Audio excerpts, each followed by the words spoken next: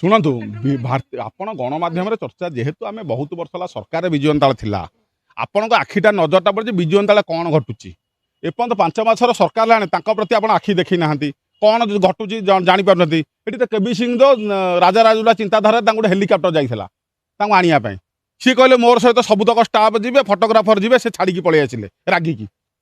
କ୍ରୋଧିତ ହୋଇ ଗଣ୍ଡଗୋଳ ଆଉ ଗୋଟେ କଥା ମୁଖ୍ୟମନ୍ତ୍ରୀ ଯାଇଥିଲେ ମାହାଙ୍ଗାରେ ଯେତେବେଳେ ଗଲେ ମିଟିଂ କଲେ ସେଠାରେ ଯିଏ ପୂର୍ବତନ ଯିଏ ବିଧାୟକ ପ୍ରାର୍ଥୀ ଥିଲେ ସୁମନ୍ତ ଘଡ଼େଇ ଯିଏ ସେଠି ସ୍ୱାଧୀନ ଜିତିଛନ୍ତି ଶାରଦା ପ୍ରଧାନ ସେ ତାଙ୍କୁ ଟେକିକି ନେଇ ପୋଖରୀରେ ଫୋପାଡ଼ି ଦେଲେ ବଡ଼ମ୍ବା ନିର୍ବାଚନ ମଣ୍ଡଳୀ ଯାଆନ୍ତୁ ସେଟା ସର୍ବାଧିକ ସବୁବେଳେ ଗଣ୍ଡଗୋଳ ଚାଲିଛି ଯିଏ ବିଧାୟକ ପ୍ରାର୍ଥୀ ଥିଲେ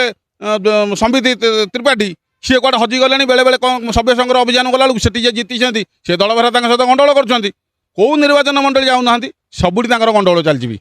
ଯେହେତୁ ଭାରତୀୟ ବିଜୁ ଜନତା ଦଳ ଦୀର୍ଘ ବର୍ଷ ହେଲା ସରକାର ଥିଲା ଦୀର୍ଘ ବର୍ଷ ନେତୃତ୍ୱ ମାନେ ନେତାଗିରି ଯେଉଁ ରାଜନୀତି ଲୋକଙ୍କ ସହିତ ରହିଥିଲେ ତେଣୁ ଆଖିଟା ଆପଣମାନେ ଗଣମାଧ୍ୟମରେ ଅଛି ସାଧାରଣ ଲୋକରେ ଏମାନେ କ'ଣ କଲେ କୁଆଡ଼େ ଗଲେ କ'ଣ କରୁଛନ୍ତି ତେଣୁ ଆପଣ ଯେଉଁ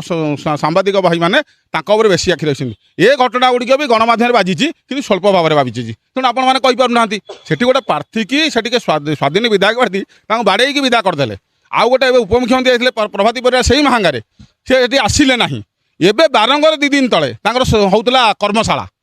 ସେଠି ଯେଉଁ ସେଇ ମାହାଙ୍ଗା ନିର୍ବାଚନରେ ସୁମନ୍ତ ଘଡ଼େଇ ଆଇଥିଲେ ନିୟମ ଅନୁସାରେ ସେଠି ବିଧାୟକ ଆଇଥିଲେ ସ୍ୱାଧୀନ ବିଧାୟକ ମିଟିଂରେ ବସି ପଡ଼ିଥିଲେ ତାଙ୍କ ଫଟୋ ଗୁଡ଼ିକ ଚିରିଲେ ଧସ୍ତାଧସ୍ତି ହେଲେ ମାଡ଼ଗୁଡ଼ି ହେଇକି କଟକ ମେଡ଼ିକାଲରେ ପଡ଼ିଛନ୍ତି ତାର ବି ସଦ୍ୟ ଉଦାହରଣ ଅଛି କିନ୍ତୁ ଆପଣମାନଙ୍କୁ ଖବର ନାହିଁ ଯେଉଁ ଛୋଟ ଛୋଟ ସ୍ୱାଧୀନ ଯେଉଁ ଗଣମାଧ୍ୟମ ପ୍ରିଣ୍ଟ ମିଡ଼ିଆରେ କରିଛନ୍ତି ଆପଣଙ୍କ ପାଖରେ ଜୋରରେ ଖବର ନାହିଁ ତେଣୁ ବିଜୁ ଜନତା ଦଳରେ କ'ଣ ହେଲେ ଯେହେତୁ 24 ବର୍ଷ ଆମେ ଥିଲୁ ଆପଣମାନେ ଆମ ପାଖରେ ଆଖି ରଖିଛନ୍ତି ସିଏ ଶୁଣନ୍ତୁ ବିଜୁ ଜନତା ଦଳ ସହିତ ବି ସମସ୍ତେ ଯୋଗାଯୋଗରେ ଅଛନ୍ତି ସେଇ ଯୋଗାଯୋଗରେ ରଖିବାରେ ମନା ନାହିଁ ରାଜନୀତି ଭିତରେ ସମସ୍ତେ ସମସ୍ତଙ୍କ ସହ ଯୋଗାଯୋଗ ଅଛନ୍ତି କିଏ କେମିତି ଯିବ ସେଇ ଯେଉଁ କହୁଛନ୍ତି ପଳେଇବେ ସିଏ କ'ଣ ନୀତି ନିର୍ଦ୍ଧାରଣ କରୁଛନ୍ତି ଏଠି ଭାରତୀୟ ଜନତା ପାର୍ଟି କି ବିଜୁ ଜନତା ଦଳର ଯେ ଲୋକ କିଛି ଯିବେ ବିଧାୟକ ସିଏ ହେଉଛନ୍ତି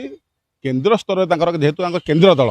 ଇଏ ଆଞ୍ଚଳିକ ଦଳ ନୁହେଁ ଯେ ଆମେ ସମସ୍ତଙ୍କୁ ଯାହାକୁ ପାଉଥିଲୁ ତାକୁ ମିଶାଇ ଦେଉଥିଲୁ ଏଇଠି ବୈଷ୍ଣବ ପରିଡ଼ା ମୂଳରୁ ନ ହେବା ଲୋକ ବି ସେ MP ହେଇକି ପଳେଇଛନ୍ତି